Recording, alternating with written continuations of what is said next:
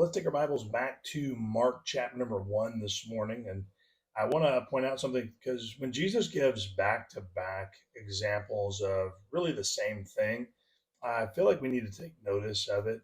And so in this particular passage, just like yesterday, um, there's the idea that when God does a miracle for you, there ought to be an uncontrollable desire to tell the whole world that you want everyone to know exactly where it came from.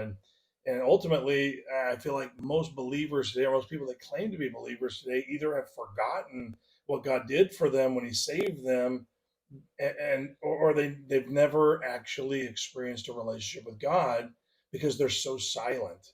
Others are still trying all that the world has to offer, and so they don't really have any time to publish what God has said. And I want you to see how serious this particular man takes the healing that he receives from the Lord, because I'm sure that all of us have prayed for something and God has come through for us. And so, if that's your testimony, if God has performed a miracle for you, if God has changed your circumstances, then there ought to be an uncontrollable desire to tell the whole world about it. Let me read it to you and you'll see what I mean. Verse number 40 of chapter number 1 of Mark, it says, and there came a leper to him, beseeching him and kneeling down to him and saying unto him, If thou wilt, thou canst make me clean. And Jesus, moved with compassion, put forth his hand and touched him and saith unto him, I will, be thou clean. And something significant there, Jesus didn't just say, okay, fine, you're healed.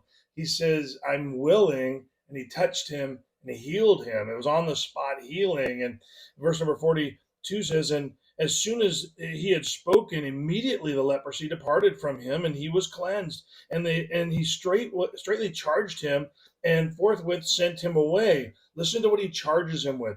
He saith unto him, See thou say nothing to any man, but go thy way and show thyself to the priest, and offer the cleansing for thy cleansing those things which Moses commanded for a testimony unto them. He's saying, hey, this is a miracle between me and you, and it's a miracle between me, you, and the priests that are going to receive the offering that's required. He said, don't tell anybody else.